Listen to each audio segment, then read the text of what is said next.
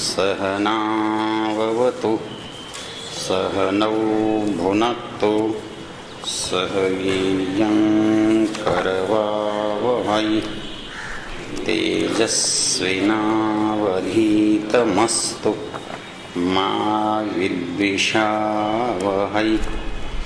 ओम शांति शांति शांति। ओम। कल की बात कुछ नई नहीं है और जो पुरानी बात है उसमें कोई विरोध नहीं है। कर्म से बंधन में आता है ये भी बात ठीक है और कर्म से बंधन में नहीं आता ये भी बात ठीक है। बात ये की जा रही है कि आत्मा जो वास्तव में जिस रूप में है उसमें कोई चीज अतिरिक्त प्रवेश नहीं करती। आत्मा का जो अपना समझो आकार प्रकार स्वरूप जो भी है, जैसे कोई स्थूल चीज आप लो और किसी चीज में डाल दो, वो उसमें डल तो जाती है पर मिलती नहीं है। तो वैसे ही कर्म के बंधन में तो इसलिए आता है कि कर्म के चक्कर में पड़ता है और कर्म उसको जहाँ चाहे लेकर जाते हैं। मतलब साधन है कर्म, वो खुद ना जाता है ना आता है। थोड़ी देर के लिए आप इसको यूँ समझ लो ना कि कोई वस्तु है, आप उसे लेकर जाते हो और लेकर आते हो। आप कहते हो गाड़ी आती है गाड़ी जाती है, ना गाड़ी कहीं आती है ना गाड़ी कहीं जाती है। उसको कोई ले जाता है तो चली जाती है, कोई लाता है तो आ जाती है। तो वैसे ही जीवात्मा अपना जो उसका रूप है यदि वो बदलता तो अनित्य हो जाता। नित्य कहते ही उसको हैं जो सदा एक जैसा रहता है। अब संसार में है तो भी आत्मा वैसा ही है। इसको यूं समझ लो, आत्मा मेरा है, आत्मा आपका है, आत्मा कुत्ते का है, आत्मा गधे का है। आत्मा में कुछ भी अंतर नहीं है। उतना ही पवित्र, उतना ही शुद्ध, उतना ही अच्छा हमारा भी है, उतना ही अच्छा गधे का भी है। अंतर क्या है कि कर्मों के कारण उसे शरीर गधे का मिला, हमें मनुष्य का मिला। फिर जो दूसरा प्रश्न है आपका कि वो कहीं आता और जाता नहीं है। आता जाता तो शरीर के माध्यम से, सूक्ष्म शरीर के माध्यम से है, वो स्वयं कहीं जाने वाली चीज ही नहीं है। तो बंधन में क्यों आता है ये बता दिया था आपको कि बंधन में इसलिए आता है जब महत्त्व के साथ, बुद्धि के साथ आत्मा का साक्षात्कार संबंध होता है तो आत्मा और बुद्धि में बिंब प्रतिबिंब भाव होने से बुद्धि चेतन स्वरूप बन जाती है और आत्मा को ऐसा लगता है कि ये बुद्धि मैं ही हूँ।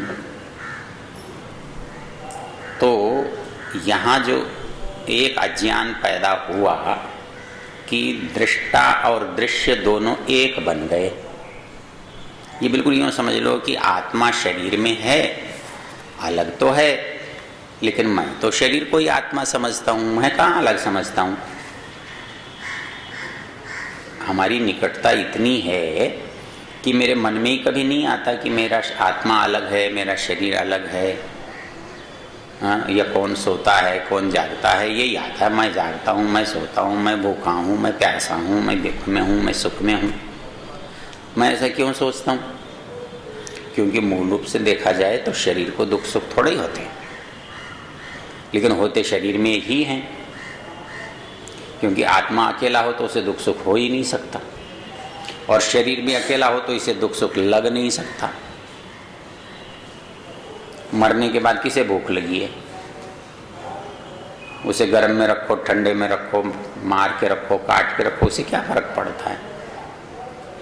गड़बड़ कहाँ है कि दोनों जब मिल जाते हैं ना तो इसका उस पर और उसका इस पर जो रंग चढ़ता है वो मूल कारण है इसके इधर उधर आने जाने का।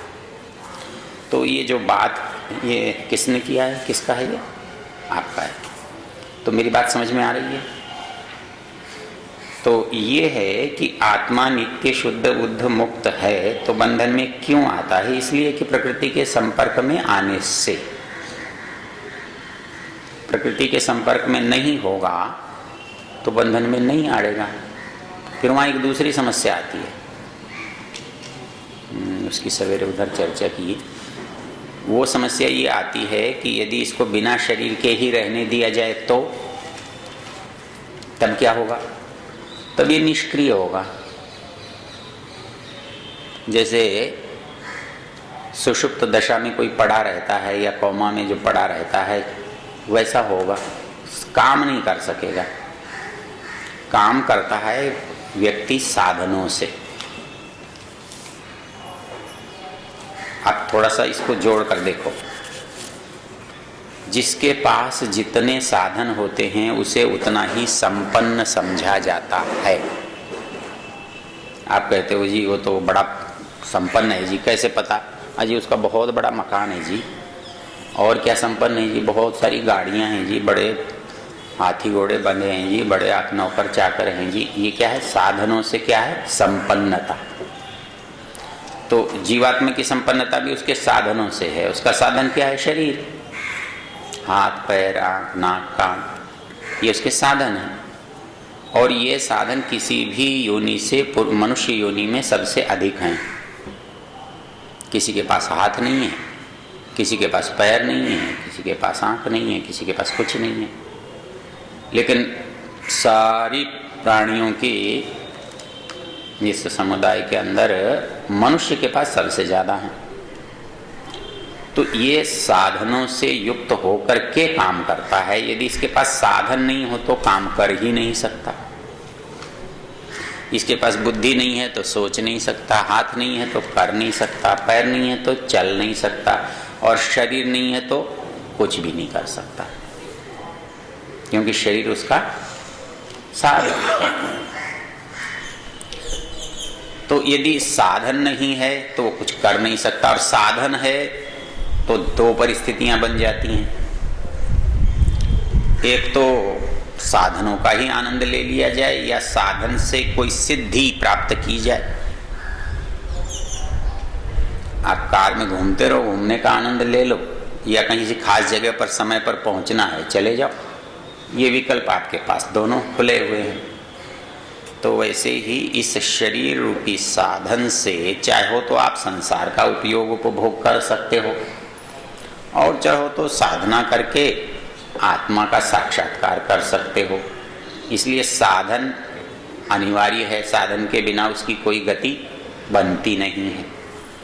तो इसलिए आत्मा कर्मों से ही बंधन में आता है। ये बात इसलिए ठीक है कि शरीर कर्म करता है और शरीर के कारण उसे अलग अलग तरह के शरीर या मिलते हैं, आत्मा को भोगने पड़ते जाए, चाहे कुत्ते में जाए। तो कर्म से जाता है तो इसलिए कि शरीरों के कारण, और कर्म से जाता नहीं है इसलिए कि उसके मूल रूप में कोई परिवर्तन नहीं होता। आत्मा कहीं भी क्यों न रहे, ठीक है? नहीं, हाँ नहीं तो नहीं कह दो, उसमें क्या परेशानी है?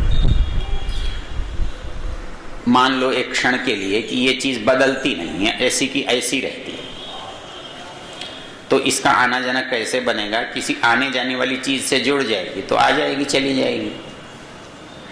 वो अच्छी होगी तो अच्छी हो जाएगी, खराब होगी तो खराब हो जाएगी। कोई चीज गंदगी में पड़ गई, चीज तो गंदी नहीं है, गंदगी में पड़ गई तो आप कहते हो गंदी हो गई। कोई चीज अच्छी जगह है तो कहते हो अच्छी है। उसमें अपने में कोई बदलाव अपने आप में नहीं होता। तो वैसे ही आत्मा में अपने आप में कोई परिवर्तन कभी नहीं होता। ये बाहर के जिन साधनों से जैसे जुड़ता है वैसे उसका साथ मिल जाता है। ये मुख्य बात है। यही आत्मा के आना जाना है और कुछ भी नहीं है। तो सांख्य दर्शन का मत बता दिया कि भाई आत्मा स्वभाव से शुद्ध बुद्ध मुक्त है। जैसे ये उदाहरण को फिर देख लो, गति श्रुतिरप्युपाधि योगाद आकाशवत। कहते हैं कि जो चीज़ कहीं नहीं जाती उसको भी जाता हुआ बोलते हैं। कैसे? हमारे पास लोटा है, लोटे में आकाश है, और लोटे को हमने कुएं में उतार दिया तो लोटे का आकाश कहाँ गया? कुएं में गया। और लोटे को बाहर निकाल लिया तो लोटे का आकाश बाहर आ गया, लेकिन आकाश न कहीं आया न आकाश कहीं गया। तो वैसे ही जीव का कहीं आना नहीं, कहीं जाना नहीं। उसके साथ कोई चीज जाती है, कोई चीज आती है। न कर्मणाप्यतद्धर्मत्वात्, यही स्थिति कर्म के साथ भी है। ये कर्म का मतलब क्रिया नहीं है। यहाँ कर्म का मतलब है जो परिणाम।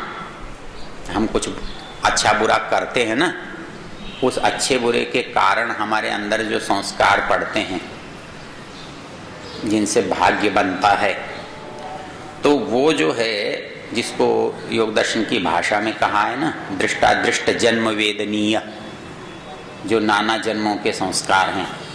तो वो नाना जन्मों के संस्कार हैं, वो तो पिछले शरीर में थे, लेकिन इस शरीर में ढो रहा है।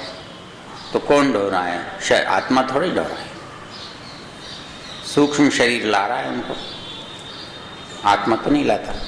न कर्मणाप्यतद्धर्मत्वात्, कर्म या अदृष्ट जो है वो आत्मा का धर्म नहीं है, आत्मा पर आरोपित है।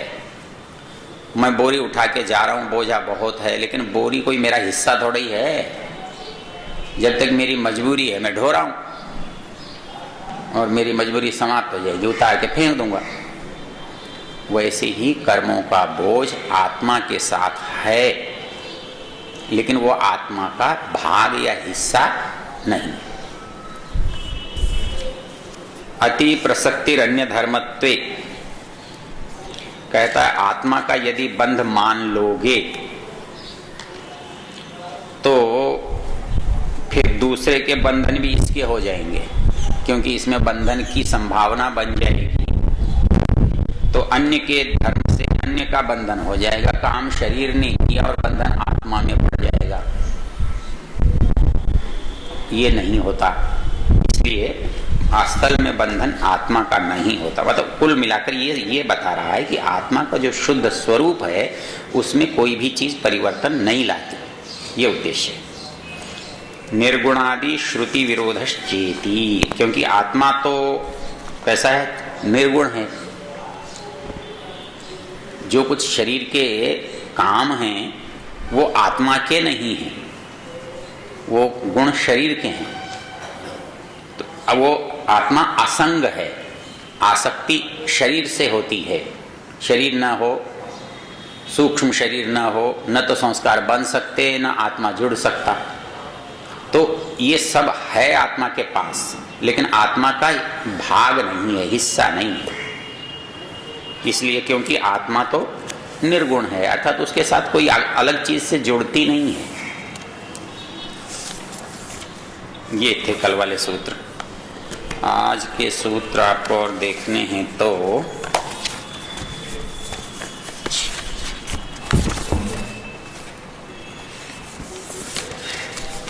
ये सृष्टि का प्रकरण है। ये सारे जो सूत्र हैं, महत, महदादि, अधिमानो, एकादश तन्मात्र, गुण, परिणाम, भेदान, ये मैंने पहले दिन आपको बताया था। यदि याद है क्या? सांख्य का सृष्टि क्रम पहले दिन बताया था मैंने आपको, याद है? क्या बताया था? कितना पहला तो होता है, आदि में कौन है? एक। उसका नाम है मूल प्रकृति। उसका रूप क्या है? तीन, सत्व, रज, तम। तो सत्व, रज, तम की साम्यावस्था मूल प्रकृति है। इसको तो हमने मूल प्रकृति कहा था। उसके बाद 7 चीजें थी जिनका नाम हमने दिया था प्रकृति विकृति। मतलब वो किसी चीज को बनाती हैं और किसी चीज से बनती हैं। वो किसी चीज को बनाती हैं इसलिए प्रकृति हैं, और स्वयं किसी चीज से बनती हैं इसलिए विकृति हैं। ये चीजें थी 7। मूल प्रकृति के बाद पहली जो चीज बनी महत, दूसरी बनी अहंकार, और फिर बनी 5 तन्मात्राएं।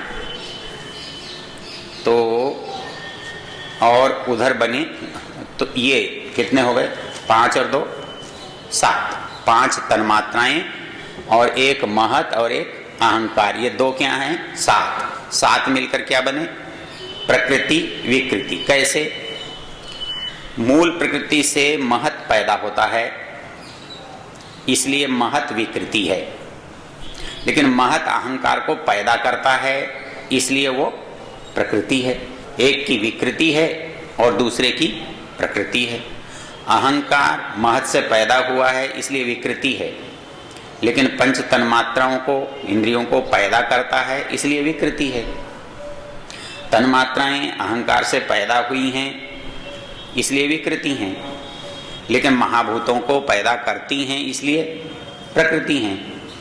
और तीसरी चीज थी जो न तो प्रकृति ही है और न प्रकृति विकृति है, बल्कि केवल विकृति है।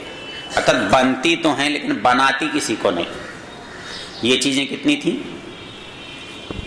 16। उनमें 16 कैसे हुई? 11 तो इंद्रियां और 5 ये जो 16 पदार्थ हुए, ये हुए विकृति अर्थात अंतिम निर्माण। इसके बाद प्रकृति में कोई और निर्माण नहीं, रचना नहीं। अब इसमें जो सूत्र आपको समझने हैं वो ये समझने हैं, 36 पृष्ठ 27।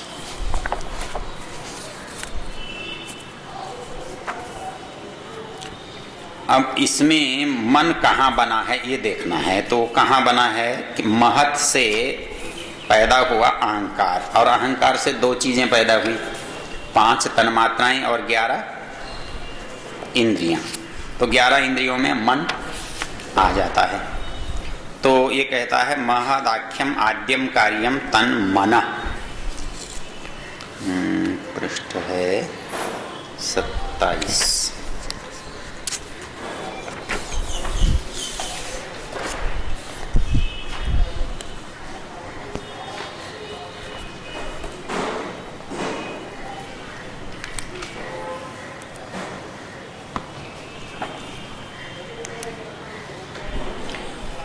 ऊपर से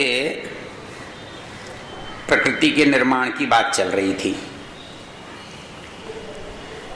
तो महदाख्यम कार्यम, जो महत बना और जो आदि कार्य है, कारण नहीं है, मूल प्रकृति कारण थी, उस कारण से बनने वाला पहला कार्य महत है। और वो पहला कार्य जो है वो तन मनः, मन उससे बनता है। हालांकि मन अहंकार के बाद वहां बनाया है, लेकिन महत तत्व का दूसरा नाम बुद्धि तत्व है। और इसके आप 4 हिस्से करते हो, मन बुद्धि चित्त अहंकार। तो उसके अधिकता के कारण ये बात कही गई है। कहता है कि महत नाम का आद्य कार्य है जो वह मननशील निश्चय स्वभाव का है। अब इसमें मन कहने से केवल संकल्प विकल्प नहीं है, बुद्धि भी शामिल है। मनन करना, निश्चय करना, तो मनन और निश्चय यहां पर दोनों आए। तो ये जो है इसका कम और ज्यादा कैसे होता है वो बताया था आपको, सतोगुण, रजोगुण और तमोगुण से।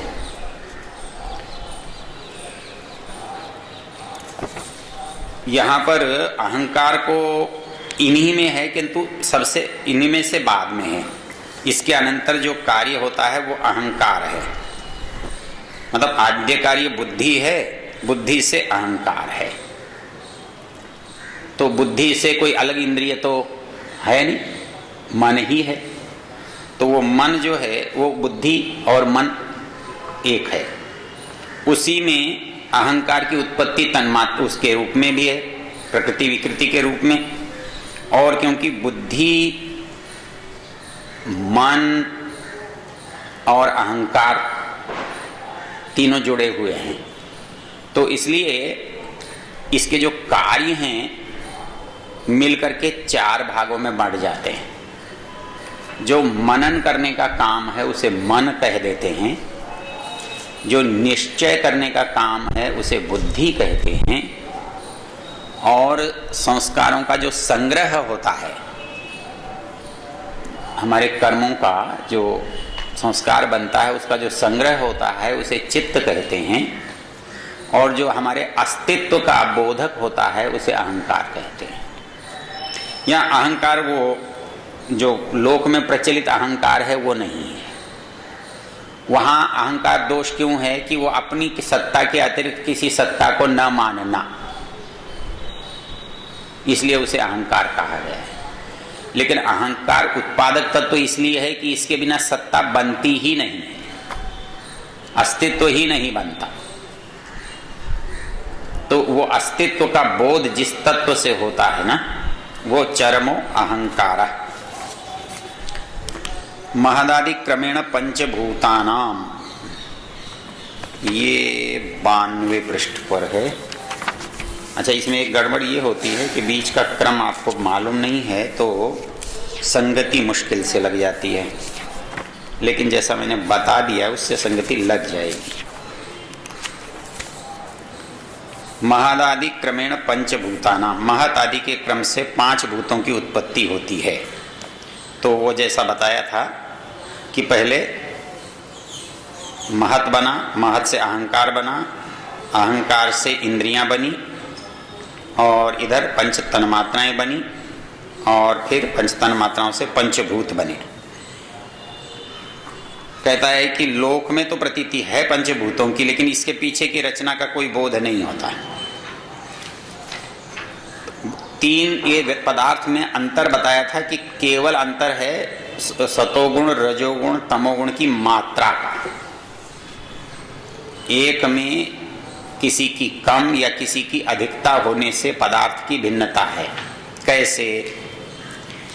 कहता है सात्विक अहंकार से 11 इंद्रियां बनती हैं। अहंकार से तो इंद्रियां भी बनती हैं और अहंकार से तन्मात्रा भी बनती हैं। तो इंद्रियों से तन्मात्रा में अंतर क्या हुआ? इंद्रियों में सतोगुण अधिक है, तो सतोगुण की अधिकता के कारण 11 इंद्रियां और ये मन बनता। श्रोत्र, त्वक, चक्षु, रसना, घ्राण, ये ज्ञानेंद्रियां, वाक, पाणी, पाद, पायु, उपस्थिति, ये कर्मेंद्रियां हैं।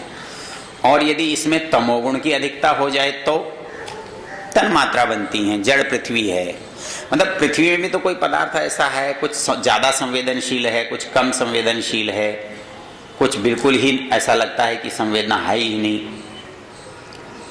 कोई चमक रहा है तो उसमें आपका प्रतिबिंब भी दिखाई दे रहा है, लेकिन कोयले में तो कोई प्रतिबिंब भी नहीं दिखाई दे रहा है। ऐसा क्यों? तो ये सतोगुण, रजोगुण, तमोगुण की मात्रा के कम अधिक होने से। तो सतोगुण की अधिकता से अहंकार के द्वारा इंद्रियों का निर्माण या रचना होती है, और तमोगुण की अधिकता से पंच तन्मात्राओं का निर्माण होता है। बाकी ऐसा बिल्कुल नहीं होता कि किसी में कुछ भी ना हो, ये आपको कल बताया था। तो ये उत्पत्ति का क्रम है। तो महदादि क्रमेण पंचभूतानां, फिर अभिमानो अहंकारः। ये इसी बात को थोड़ा सा आगे बढ़ा दिया इन्होंने कि अहंकार जो है अस्तित्व का बोध कराने वाला है। अहम, जिसमें मैं हूं ऐसी प्रतीति होती है। मैं सुखी हूं, मैं दुखी हूं। यदि मैं इसमें ना हो तो सुखी दुखी का मतलब ही कुछ नहीं निकलता। इस पत्थर को आपने दूसरा पत्थर मारा तो पत्थर को कोई दर्द थोड़ा ही होता है, पीड़ा थोड़ी होती नहीं होती। क्यों? इसमें अहम का बोध नहीं है। तो वो अहम का जो बोध होता है, जिससे मुझे मेरे अस्तित्व का पता लगता है, तो ये कहता है कि अहम दुखी हूं, मैं सुखी हूं, मैं अच्छा हूं, मैं बुरा हूं, ये भौतिक अहंकार मेरे अंदर नहीं हो तो ये अनुभूति ही नहीं बनेगी। और अहंकार के बाद तन्मात्राएं कैसे बनती हैं? एकादश पंच तन्मात्रम तत्कार्यम। और इस अहंकार के दो कार्य हैं, एकादश और पंच। एकादश तो इंद्रियां हैं और 5 महाभूत और तन्मात्र, ये तन्मात्राएं पहले हैं। तो एकादश इंद्रिय और 5 तन्मात्रा अहंकार के कार्य हो गए हैं।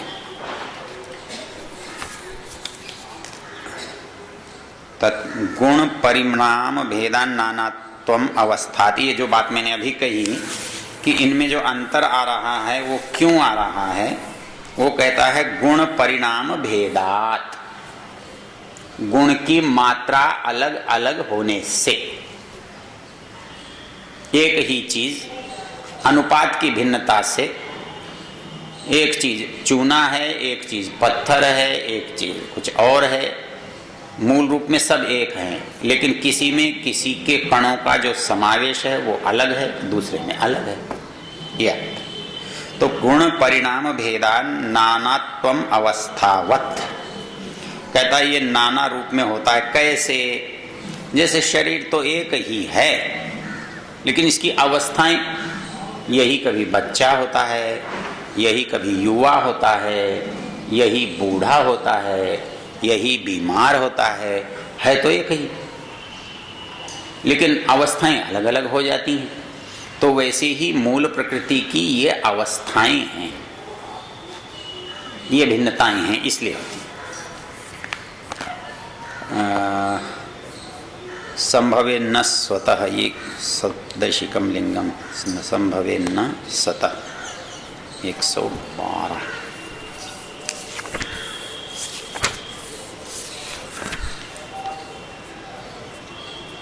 अच्छा, इसमें एक बात मैंने आपको बताई थी, ये जितने गुण हैं, ये गुण आत्मा के भोग अपवर्ग के लिए कैसे प्रवृत्त होते हैं। मैंने पहले दिन आपको एक चीज समझाई थी कि जो सांख्य आधुनिक कहते हैं, जिसे नव्य कहते हैं और जिसका मूल ग्रंथ सांख्य कारिका है, वो ये मानते हैं कि ईश्वर नहीं है। तो ईश्वर नहीं है तो फिर आत्मा को हानि, लाभ, बंध, मुक्ति कैसे होती है? तो उनका कहना ये है कि ये प्रकृति जो है ये अपने परिणाम से ऐसा करती है, जिसके 2 उदाहरण दिए थे। 2 उदाहरण मैंने आपको, एक तो दिया था मकड़ी वाला उदाहरण तो देते हैं कौन? अद्वैतवादी, जो ये मानते हैं कि ब्रह्म जो है वो जीव या ईश्वर में बदल जाता है। वो जीव ईश्वर में ब्रह्म को बदलते भी कैसे हैं कि जब ब्रह्म माया के द्वारा परिवर्तन की ओर आता है, जब सतोगुण की अधिकता होती है तो ईश्वर बन जाता है, रजोगुण की अधिकता होती है तो जीवात्मा बन जाता है, और तमोगुण की अधिकता होती है तो प्रकृति बन जाता है। और ये कैसे बन जाता है? तो उन्होंने कहा यथोर्ण नाभि सृजते गृह्णते च यथा पृथिव्याम औषधय संभवन्ति तथा सतः पुरुषात् केश लोमानि तथा क्षरात् संभवती है विश्व। जैसे मनुष्य है, इसके बाल बढ़ रहे हैं, इसके नाखून बढ़ रहे हैं, है तो शरीर में से ये चीज निकल रही है। जैसे धरती है, इसमें पेड़ पौधे निकल रहे हैं, जैसे मकड़ी है उसके अंदर से जाला निकल रहा है, ऐसे ही ब्रह्म में से संसार प्रकट हो जाता है। और जैसे ये चीजें इसी में समाविष्ट हो जाती हैं वैसे में लीन हो जाता है। ये उदाहरण किसका है? अद्वैत का। ऐसा ही तर्क वो देते हैं जो ईश्वर को मानते ही नहीं हैं। पहले दिन मैंने आपको बताया था, प्रकृते है सुकुमार तरम न किंचिदस्तीति में मतिर्भवती या दृष्टा अस्मीति न पुनर्दर्शनम उपैति पुरुषस्य। कहता है ये प्रकृति जब पुरुष के साथ एक बार आ जाती है जीवन में, संपर्क में, संसार में, तो फिर दोबारा नहीं आती। क्यों?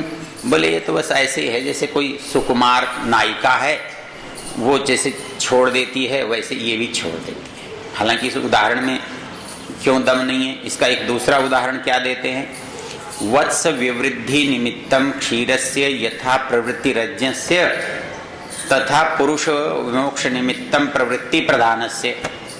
प्रधान सांख्य में प्रकृति को कहते हैं, प्रधान शब्द से सांख्य में प्रकृति का बोध होता है। कहता है कि ये जो प्रधान है ना, पुरुष के लिए वैसे ही काम करता है जैसे बछड़े के लिए दूध अपने आप ही निकलने लगता है। वत्स विवृद्धि निमित्तम क्षीरस्य प्रवृत्ति रज्ञस्य। अज्ञ दूध है, दूध को क्या पता बछड़े को आना है कि नहीं आना है, कि कौन है कि नहीं है, लेकिन वो बछड़ा को देखते ही उसमें प्रवृत्ति हो जाती है गाय में। वैसे ही प्रकृति भी होती है। अब इन दोनों ही उदाहरणों में एक त्रुटि है, दोनों में, ऊर्णा लूता वाले उदाहरण में भी और ये बछड़े वाले उदाहरण में भी। क्या त्रुटि है कि मरी मकड़ी से जाला नहीं बनता, और मरी गाय से बछड़ा कितना ही चूसता रहे दूध नहीं निकलता। इसलिए यदि दूध की प्रवृत्ति स्वतः मानी जाए तो मरी गाय में भी होना चाहिए, लेकिन नहीं होता। और मकड़ी से यदि जाला निकलता है, मकड़ी ही उसका कारण है, तो मकड़ी का शरीर होने पर भी निकलना चाहिए। लेकिन दोनों जगह चेतना का अभाव होने से काम नहीं होता, इसलिए दोनों उदाहरण गलत हैं। इसलिए यहां तो किसको मानना पड़ेगा? ईश्वर को, और वहां मानना पड़ेगा जीव को, क्योंकि अधूरेपन से काम दोनों जगह नहीं चलता। केवल ईश्वर को मानकर भी काम आप नहीं चला सकते, और केवल ईश्वर के बिना भी आप काम जड़ प्रकृति को मानकर भी नहीं चला सकते। तो ये कहता है संभवे न स्वतः। ये क्या ये समस्त करण पुरुषार्थ के लिए स्वतः प्रवृत्त होते रहते हैं? कहता है स्वतंत्र रूप से बिना किसी प्रेरणा के संभव नहीं है। ये सब चीजें तो संसार में हैं, लेकिन उनके लिए कोई प्रेरक ना हो तो क्यों होंगी? ये ऐसा संभव नहीं है। सप्तदशैकम लिंगम 120।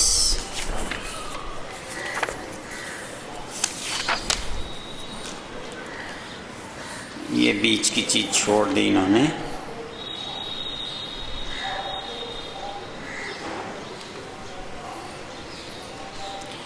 अब ये कहता है कि इन महाभूतों से शरीर बनता है।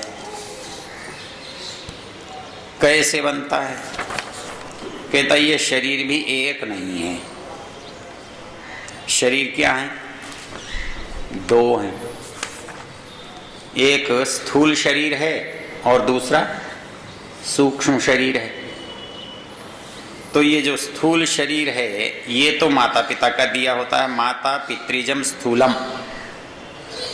ये स्थूल शरीर स्थूल पदार्थों से बनता है, तो ये माता पिता से बनता है। लेकिन जो सूक्ष्म शरीर है वो इन पदार्थों से नहीं बनता,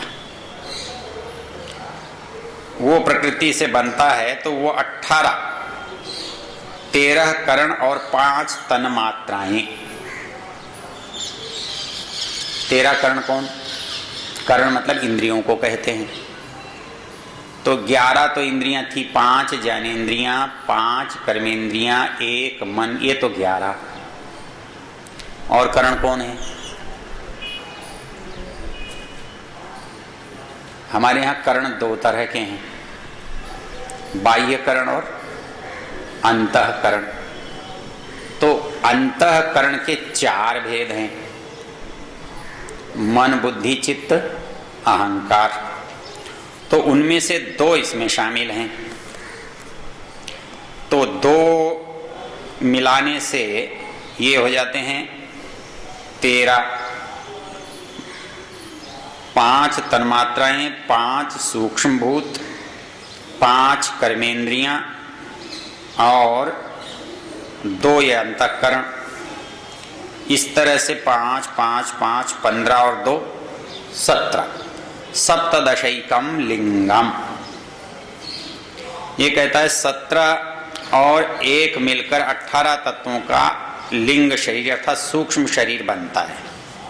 18 तत्व क्या है? 13 करण, 5 तन्मात्राएं, तो 3 अंतःकरण मन अहंकार बुद्धि तथा 10 बाह्यकरण, 5 ज्ञानेन्द्रियां, 5 कर्मेंद्रियां। मन अहंकार बुद्धि, 5 तन्मात्राएं, 5 सूक्ष्म भूत, ये सब मिला करके जो बन गए ये सूक्ष्म शरीर कहलाता है। और ये कैसा होता है और कब मिलता है? ये पूरे प्रकृति के काल में रहता है, क्योंकि अंत में तो कुल मिलाकर भौतिक है। वो भी समझने की क्या है, मतलब ये स्थूल शरीर तो भौतिक है ही है, लेकिन ये सूक्ष्म शरीर भी तो भौतिक ही है, क्योंकि तन्मात्राओं से और सूक्ष्म भूतों से और ये इंद्रियों से ये भी भौतिक हैं।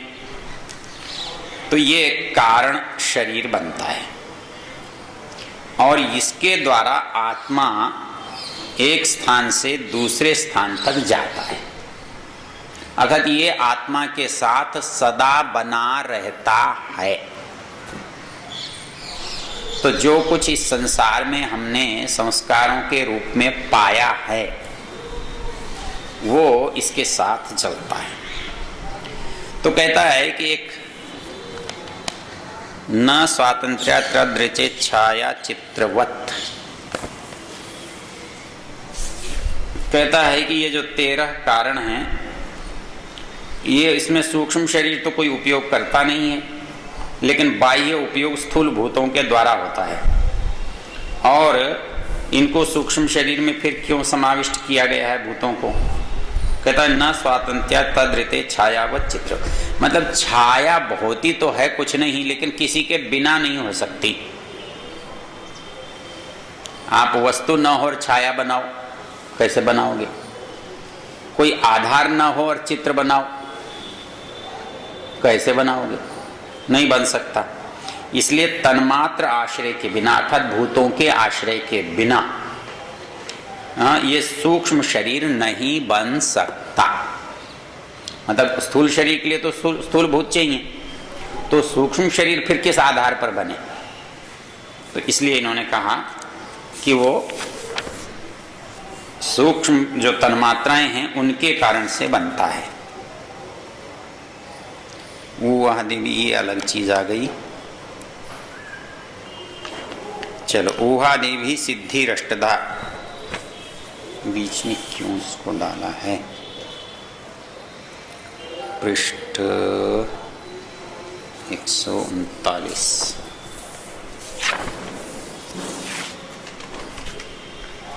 ये शायद सांख्य में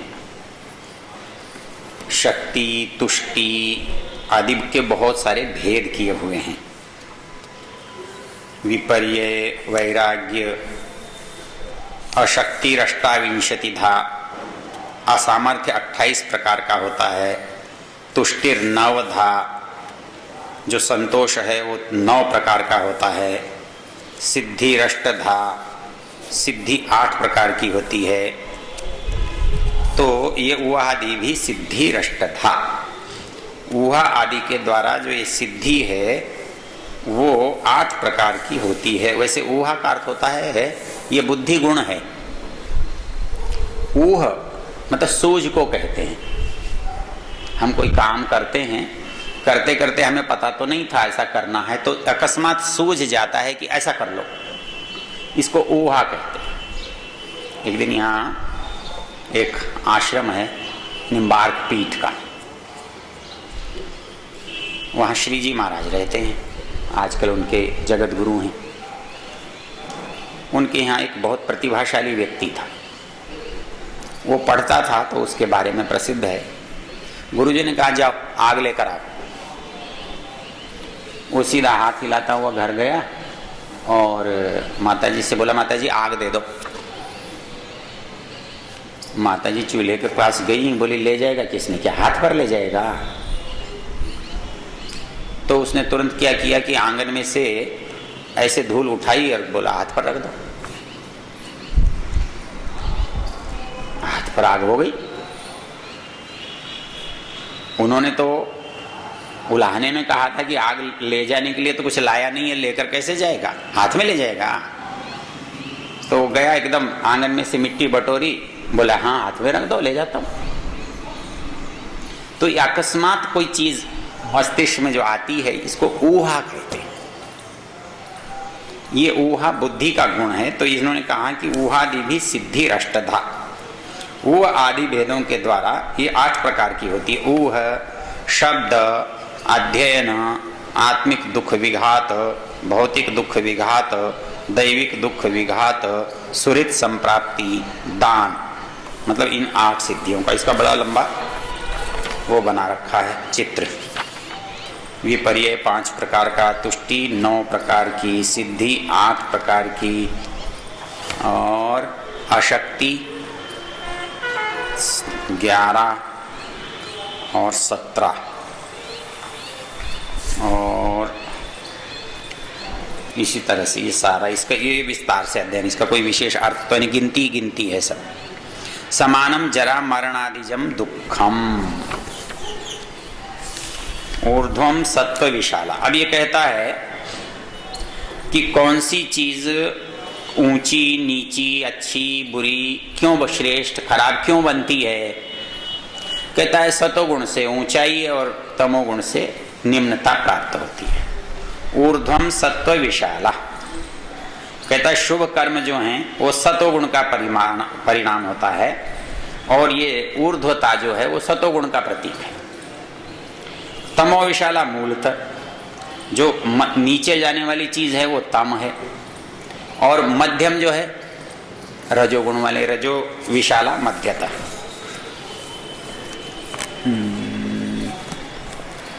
समानम जरा मरणादिजम दुखम कहता बुढ़ापा और मृत्यु जो है वो सब के लिए, सब योनियों में, सब लोकों में, सब जीवों में समान है। मनुष्य बनेगा तो भी बूढ़ा हो जाएगा, मर जाएगा। जानवर बनेगा भी तो बूढ़ा हो जाएगा, मर जाएगा। पशु पक्षी बनेगा तो भी बूढ़ा होगा, मर जाएगा। तो समानम जरा मरण आदिजम दुखम, बीमारी का, बुढ़ापे का, किसी के मारने कूटने का, चोट आदि लगने का, ये दुख सब योनियों में समान होता है।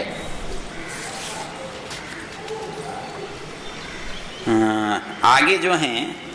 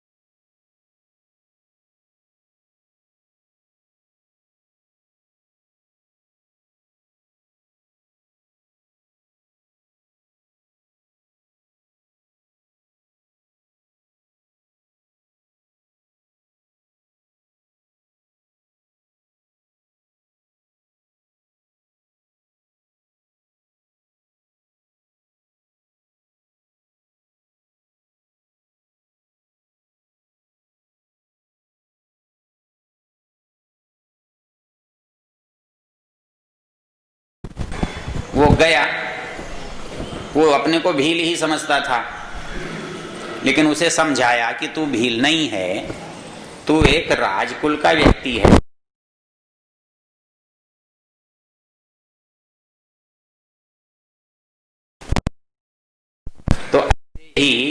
इस संसार में आपको समझाया जाता है,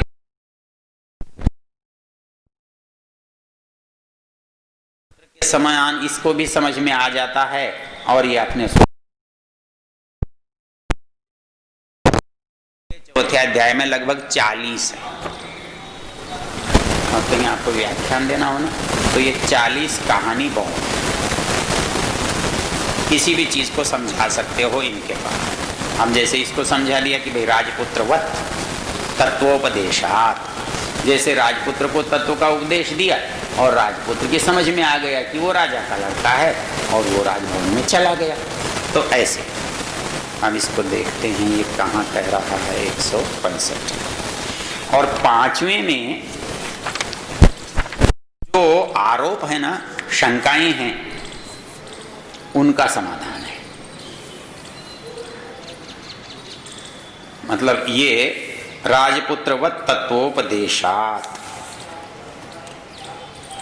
ये प्रकृति से मैं अलग हूं ये समझाया। इसमें देखो नीचे दिया हुआ है, एक बार कोई राजपुत्र अपने परिवार से छोटी आयु में बिछड़ गया और जंगल में किसी शबर जाति के व्यक्ति के पास चला गया।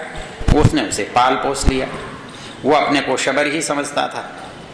राजा के मंत्री को किसी प्रकार पता चला और वो जंगल में गया और उसको समझाया कि तू शबर पुत्र नहीं है, किसी दुर्घटना से आ गया था और वो अपनी शबर होने की से मुक्त होते ही आत्मज्ञानी उपदेष्टा आत्मा विषयक उपदेश के अनंतर जाता है तो अपने शुद्ध चेतन स्वरूप को समझ लेता है, मुक्ति को प्राप्त कर लेता है। ये राजपुत्रवत है। और इसमें ऐसे 4